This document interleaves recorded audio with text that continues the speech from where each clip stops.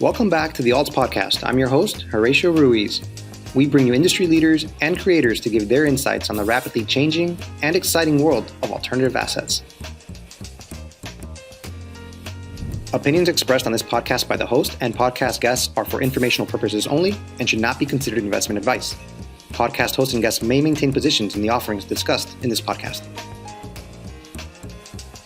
The intro song, Fishing for Pets, is written and composed by Alan Goldshire from his latest release, Live at the Lakeview Lounge.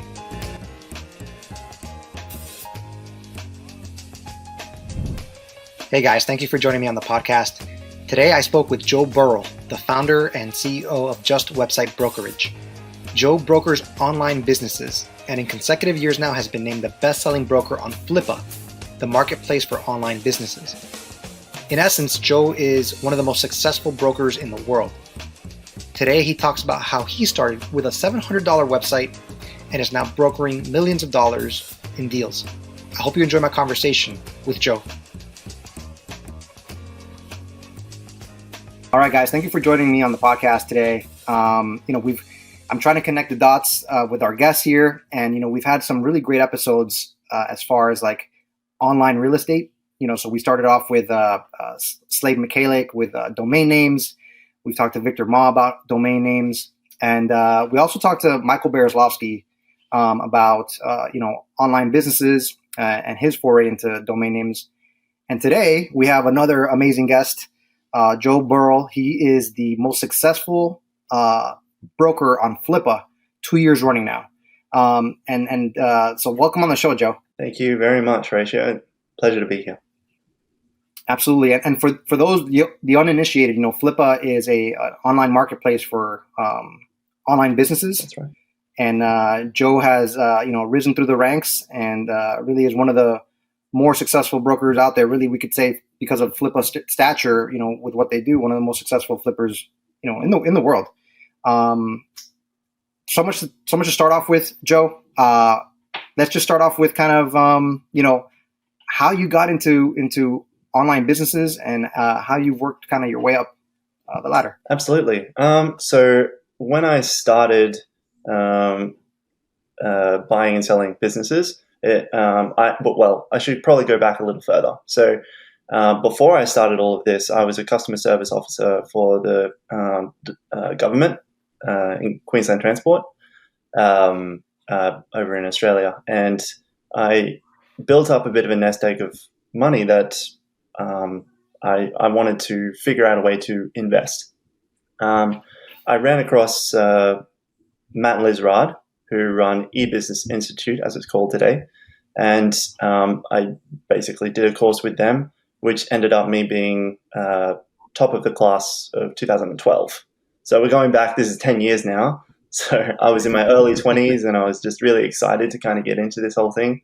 I was very, I definitely rushed in headlong. I think I bought like 3 or 4 businesses in my first year, most of which weren't profitable. But I mean, in the grand scheme of things, it gave me the skills and the abilities that I have today, or at least it was the door that opened to where I am today. But I've always been, technically minded, and I was always attracted to the idea of this passive income, where these assets, once you've bought them, they just earn you money while you don't have to do anything, while you're sleeping. So it's a very attractive concept, and these are legitimate businesses, and I started extremely small. I think my first site was only $700 US. Now, you don't get very much for that. Back then, it was a little bit better than what you get now, but for the most part, you start small and build up. And at that time, that was all I could afford. So yeah, I mean, you got to start somewhere, right? With everything, it doesn't matter what it is that you're doing. Yeah. That's kind of one of the stories that are kind of follow you, that that you were this government worker and kind of ho hum. And that, hey, this guy made it. So I find that really, really interesting. But the truth is, you like you said, you're always technically minded. You had this idea about investment. You're always kind of focused in that way. And you also mentioned that you had kind of dabbled also like in cryptocurrencies and Bitcoin. Yeah, it's more recently now. More recent. Okay, yeah. Um, so you've always had that. What are your thoughts on that space, by the way? Before we get into some other stuff. Yeah, I'm happy to touch on that. Just with the obvious caveat that that is not my expertise by any means. I literally have just dabbled. I originally invested in Ethereum back in 2017 before it, Yeah. I think it was like 400 I think at the time. At the time, I was thinking Bitcoin was way overpriced, and I'll just go with this Ethereum thing. That's the next best thing, sort of thing. Yeah. Which was obviously in hindsight not the right choice, but lately I've been getting a little bit more into it. I've done a couple of lock drops and like staking my what I do have in the market. So it's sort of like, instead of it just sitting there idly, just going up and down in value, it's also growing the number that I have, which is what staking is supposed to do. But yeah, I mean that's basically what I do. That's very much on the side, and I maybe spend like an hour or two a month on it. So well, I mean, yeah, and it's because we're talking a little bit about passive income, but definitely, and I think we can all kind of relate. Those of us that have gotten into this alternative asset space, just seeking different opportunities and just kind of taking advantage of this new technology.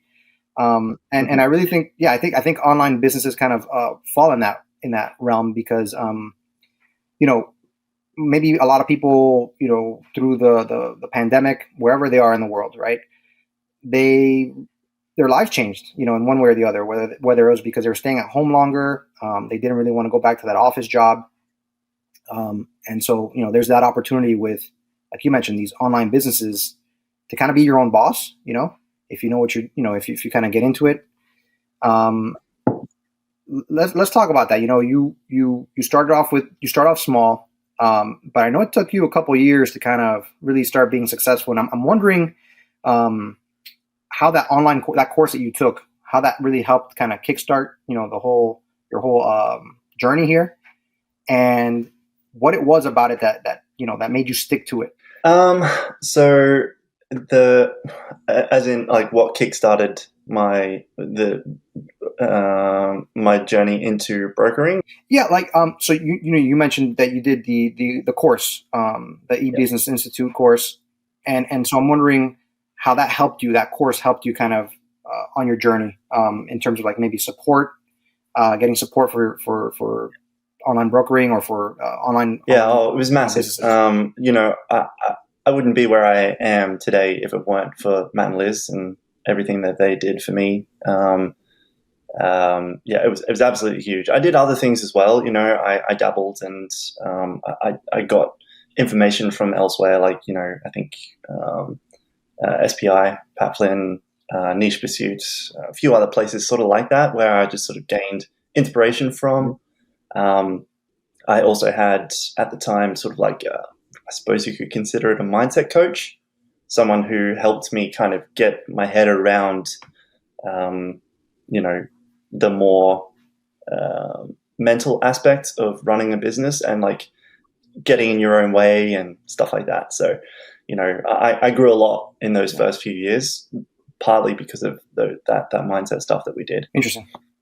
Yeah. Because I asked that question because a lot of times when someone's getting started, it's important to have, that support and those, maybe some mentors along the way. And, there are some great, from what I understand, there are, I haven't myself got into, but I understand that there are some great courses and some great, institutes that are out there. And I was just wondering what your recommendation was, whether you should start off, solo and just kind of, figure it out as you go along, or the importance of kind of having that support from the beginning. I think that education is key. So getting that from someone external is always, it's a must. You have to do that. Otherwise, you're just going to be going in blind. You're going to make way too many mistakes and it'll be too costly for you to continue going.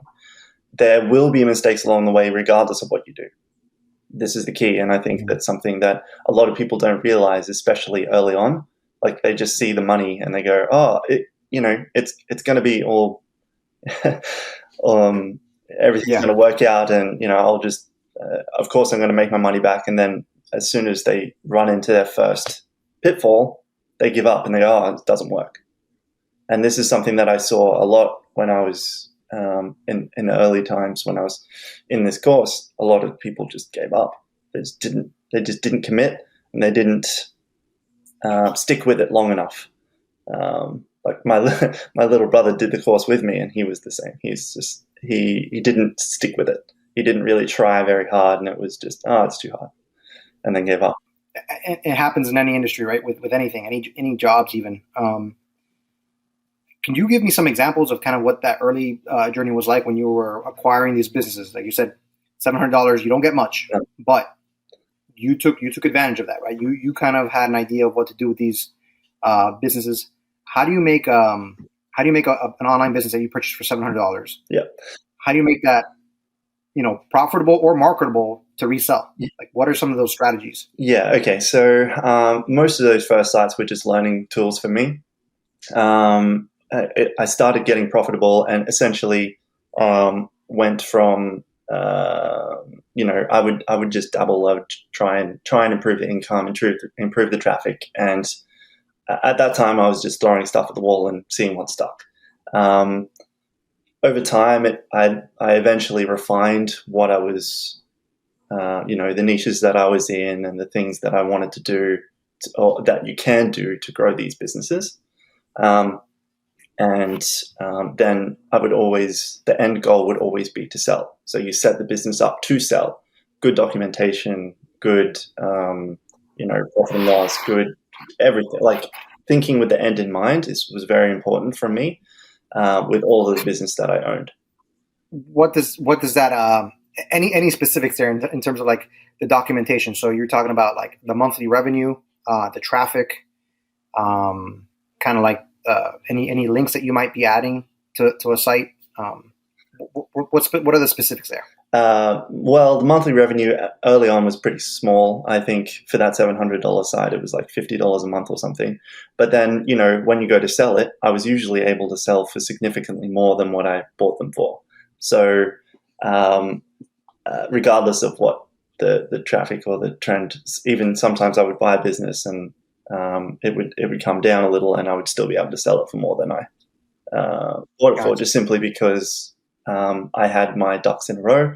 It was well organized, and I had good strategy and good mentors along the way as well.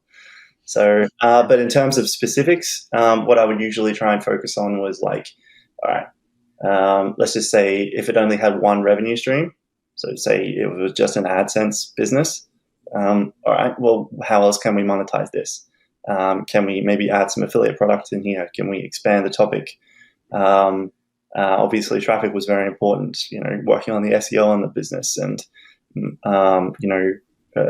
creating new content and things like that. I mean, I definitely found pretty much all the businesses I had were content businesses and or SaaS businesses or like marketplace type businesses. I particularly loved the ones that had or could have a course or an info product. Basically, like I saw them sort of like as an asset that you can send. So say you've got this. Matt and Liz like to call them the money pages, right? So if you have a money page in one of your businesses in a specific niche, that's worth something, because what you can do is buy other businesses in similar niches and point the traffic to this place. You get 100% of the income, and it's sort of more of a bolt-on. You can buy this other business mostly for its traffic, and it might be making like a couple of hundred a month. But as soon as you start diverting that traffic to your money page, it's all of a sudden making $1,000, $2,000 a month. So things like that. Those were the things that I like to do. And then you would bundle them up and sell them as a portfolio. Gotcha.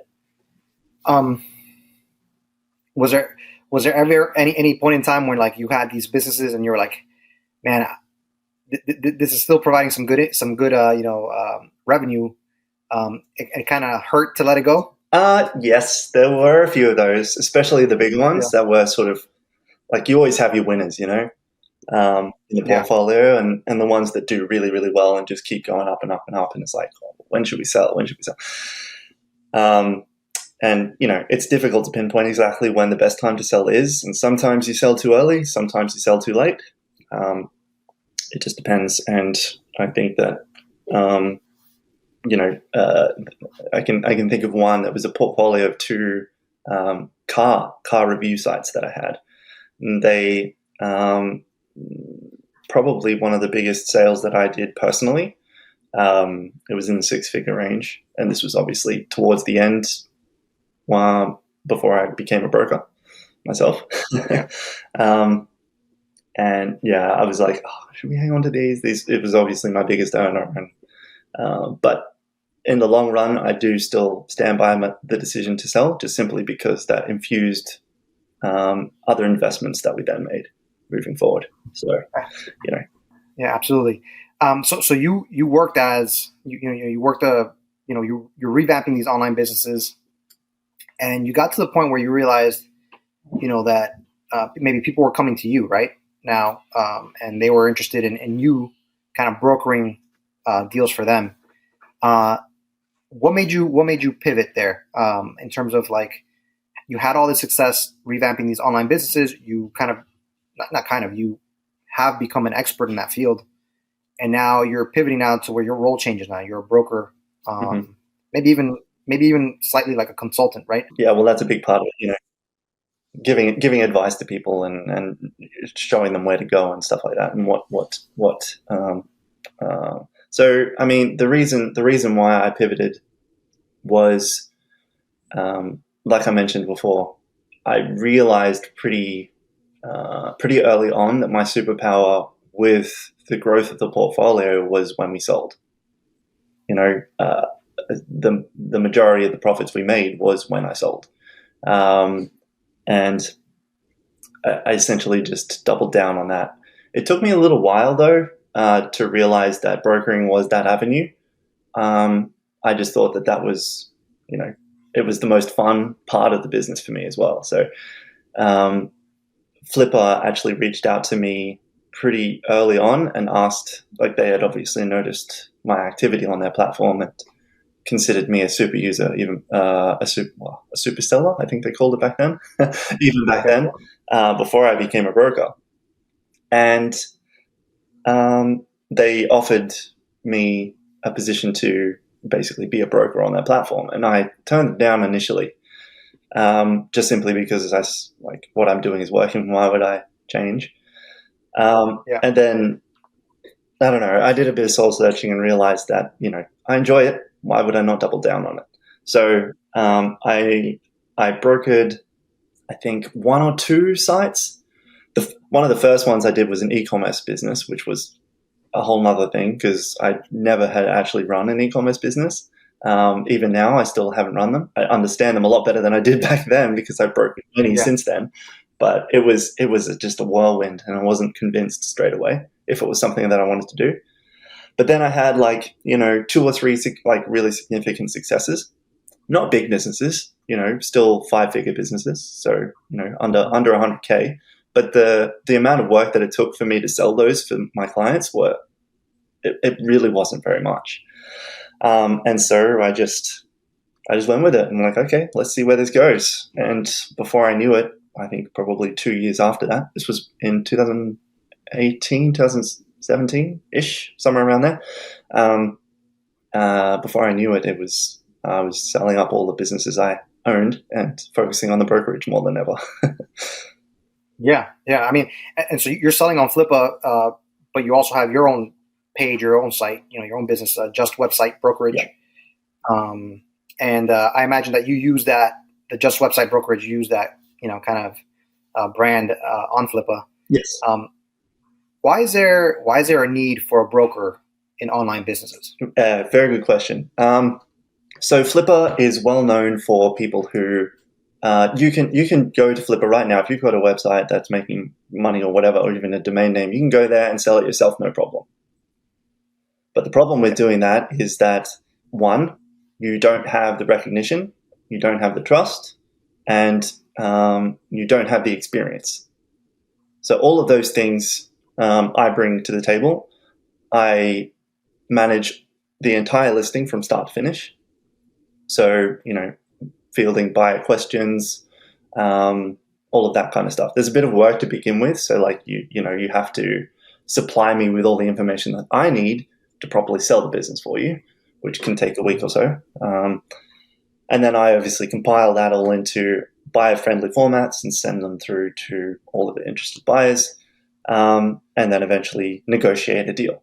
So I basically help every single step along the way and make sure that the path that my clients are on are, they're on the right path. They don't fall into as many pitfalls. I vet the information that I list as well. I don't do full due diligence like I used to before I would buy a site, but I still do surface level checks, like making sure that the traffic is real, making sure that income and profit match the screenshots that are given, those sorts of things. Yeah. With that being said, right, are there instances where people are maybe trying to get you to sell their online business and you're not 100% sure that they meet that test, that due diligence test that you have? Yeah, definitely. So yeah. I've definitely turned down my fair share of leads, not just for being too small, but also because either they're too complex, they're, one sort of listing that I don't really like are like portfolio businesses where you have like 10 different businesses that are all really small but add up to a lot. Like that's a very complex kind of deal because you've got to transfer all of that stuff. You've got to organize all of the data for each specific business, for each domain name. So if there's 10 of them, you've got to do it 10 times. So, there are instances where I turn them back. But the more nefarious ones, it's difficult to pick. And occasionally I do list, I have listed some in the past that I ended up taking down because there was like something that the seller didn't tell me about. Like one that comes to mind was there was a legal, the person was actually being sued because they had breached some copyright or something like this. And I had no idea about it until the site was live on Flippa. And I ended up having to pull the listing because I can't sell a business that's got attached to a lawsuit. So, stuff like that. Yeah. I mean, before we got on the podcast, I kind of likened it to real estate, right? Like how you kind of started off maybe as a quote unquote real estate agent, right? Where you're selling you're kind of working there, doing the dirty work, right? Selling these sites. But now that you're explaining it, like when I look back at my real estate broker, when I bought a home, it didn't do a whole lot, but that's not what you're doing. I mean, you seem to be, like you said, you are doing a good amount of work and providing a great deal of value besides just kind of being, the guy there and, maybe. Well, the difference between this and real estate is that real estate it's just a house. There's pretty much from one house to the next, it's going to be very, very similar at the very least. So, it's funny you mentioned this because we're selling the apartment that we're living in now, right now. So it's fun to kind of watch what the brokers are doing, engage comparisons and see what the difference is and stuff like that. But I think that there is a lot that goes on in the background that you probably don't see, like negotiating with buyers. So a lot of the time my clients they'll ask me, what's going on, regardless of how much interest we've had on their business. And I only really come to them once we've got like a solid offer or something that's actually worth mentioning, That doesn't mean that I'm not working in the background, making sure that, everyone's questions are answered, making phone calls and talking to people, etc. So there's a lot that happens that the client doesn't know. Yeah. Could you take me through that? Because, I haven't really been on Flippa, and there's different selling strategies, right? Yep. And I know you've talked about it. Like, so do you list, and just for my sake, translating the websites, like, do you list it at a buy it now price, or do you do auctions? And I know you've mentioned about what your strategy is in terms of what you do, and I'm just wondering if you could take us through that process. Yeah, absolutely. So it depends a little bit on the size of the business. The smaller the business, so the smaller as in the value, if the value is less, there are a lot more buyers at the lower price ranges, which is sort of, basically 20,000 USD-ish or less, up to maybe 30K. Those businesses I have a different strategy for because there are that many buyers. So long as you get it in front of enough people, the strategy that I use is no reserve auction. So we start at $1 and let the auction just run. Usually goes for 2 to 3 weeks. And then at the end, whoever's the highest bidder wins the business, basically. There are a number of reasons why I do it this way. One is because, obviously, it being a smaller business, we want a guaranteed sale. Otherwise, if it's just listed for 6 months and doesn't sell because we've, doing it as a no reserve auction basically means that it will sell at the end of the 2 or 3 weeks. The next reason is obviously with most auction style events, you often end up in a bidding war. So if there are 2 or 3 people that really want it, the price just keeps going up and up and up. And I've seen this happen many, many times to the point where it goes way above what I was expecting it to, which is an excellent result for everybody, including the buyer in some cases, because usually the buyer will want something, they'll want it for a reason. They've seen some opportunities in it that maybe we haven't. And I often follow up on these buyers that buy for very high multiples on profit, what they've done with it, and almost always they've done something good with it, So, and then for the ones that are a little bit bigger, it varies. I sometimes list them with a reserve, so as an auction with a reserve. So, say if the business is valued at roughly 60K, I'll put the reserve around there. Obviously, The reserve needs to be a price that the seller is comfortable selling for, but I like to keep it a little low to incentivize bids. But when we start getting to the bigger ones, I'm listing them for as an auction doesn't really work as well because they typically want to talk about terms. They want to talk about maybe some seller financing. They want to talk about actually have calls with you, maybe sign a LOI, a letter of intent to buy the business, or go under exclusivity for a while. Those sorts of things start to happen and it becomes a bit more complicated. So having those listed as a marketplace with an asking price is the way to go for those bigger ones. So I usually talk with the seller, and the seller is also very much a factor. So if the seller really wants it sold and they need it sold this month, then there are things that we can do to make sure that happens. So you mentioned that bidding war, and it's almost like when you have that auction with no reserve, there's a big psychological aspect to it, where you feel like at the beginning you're getting a deal because it's listed so low. You started with $1. Yep. And inevitably it rises. But I'm talking about my personal experience with eBay auctions, right? Yeah. And then once you're invested, you're invested, and you don't care if you're paying, $5, $6, $7, $8 more than you intended to, because now you want to win. But, and that's crazy because you're not buying a car, you're not buying an item, right? You're buying a business. So, but it definitely still applies, I imagine. It's an investment, and if anything, it makes it more so because you're getting something significant in return for your investment. Whereas if you're on eBay just wanting to buy whatever it is you're buying, you just get that object and that's that.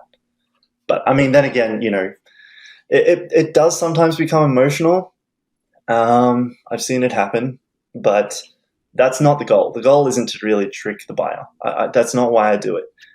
usually, more often than not, it just ends pretty much directly in between the valuation that I've given the seller. So it just has that possibility. The opposite is also true. If there are some hidden skeletons in the business and we've listed it as a no reserve option, it can sometimes end well below what we were expecting it to.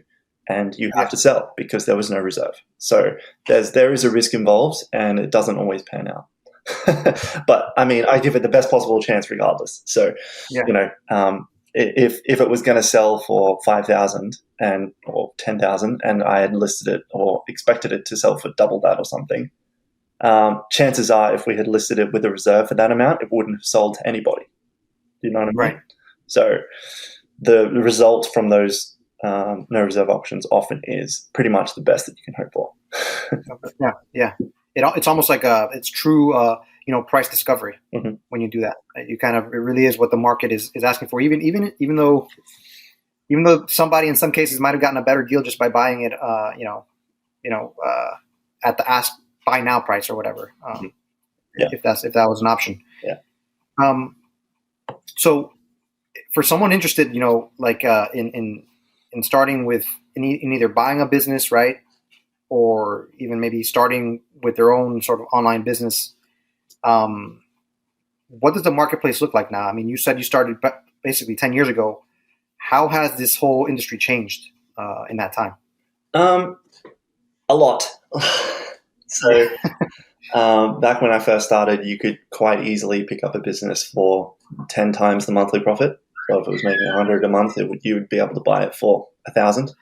That doesn't really happen anymore, unless it's a private deal you're buying off someone who has no idea how much their business is worth. So it's not impossible. It can still happen, but it's rare. Certainly not on Flippa. So Flippa has done a good job of educating buyers to let them know how much their asset's worth. So when you actually list now on Flippa, they give you a valuation right then and there in the process. Yeah. So, it's pretty hard to get away with that these days. But multiples have just continued to go up and up and up and up and up. And they haven't stopped. And it's difficult to say if or when they'll stop going up, because the sort of businesses that we're buying or that are being sold, they're lifestyle businesses. You don't need to go to an office. Most of them, almost all of them, you can run from home. Right. They are mostly passive with high profit margins.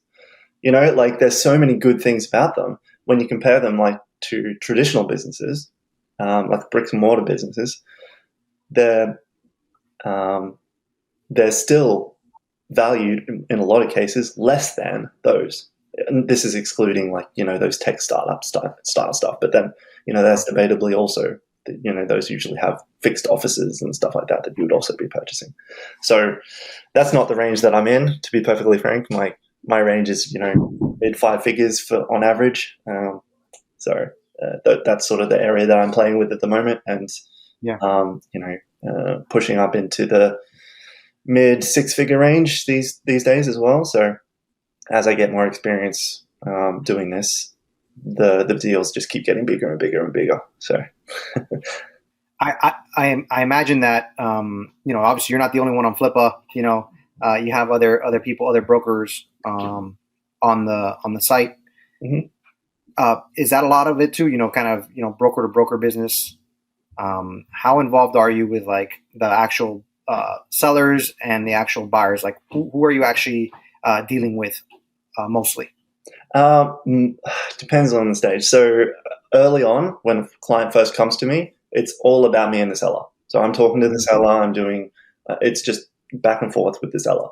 When we list it on the marketplace, it shifts, and now I'm focusing on the buyers. I'm trying to find a buyer. We've got all the information we need from the seller. Sometimes I'll go to the seller if there's a question that a buyer asks that I don't have the answer to. That sometimes happens. But other than that, it's usually the seller only gets involved once we have offers on the table. Nice. Could you take me, give me some examples, some of those, some good and bad, right? And obviously you've had way more good than bad. But what are maybe you alluded to some of them before. what you're able to do kind of help get a higher selling price. On the other end, right? If you're a buyer, what are some ways that you can be burned? And you talked about some businesses that have skeletons, hidden skeletons.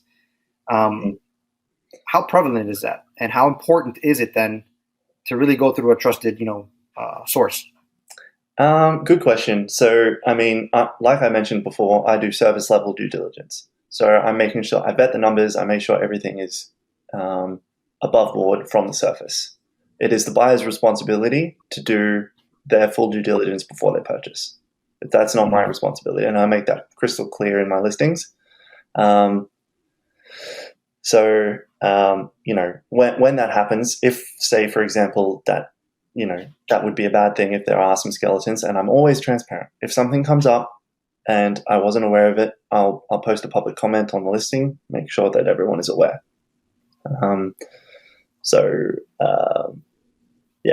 I think that answers your question. Yeah, no, for sure. And I'm wondering what happens when some of that stuff, goes by, or if there's like, I imagine that there has to be some sort of like this meeting of the minds, right? So like, yeah, I end up buying this website and I'm stoked, and there was this thing that I was kind of had a question about, and now this little question has become. You mean a big deal after the deal is done and the buyer realizes that what they bought is not what they were expecting? Yeah. So, okay, there's a few things to cover here. Obviously, yes, that can happen.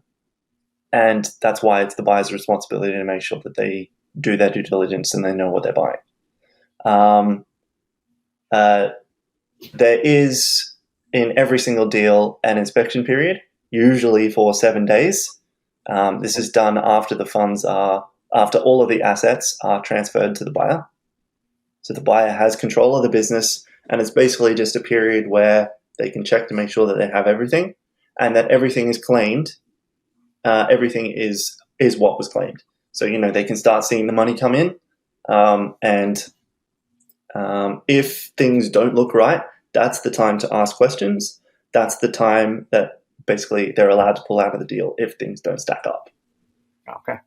So if all of a sudden they take over a business and, income is 20% less than what was expected, that's reason enough for them to say, no, I don't want to proceed. I'm pulling out.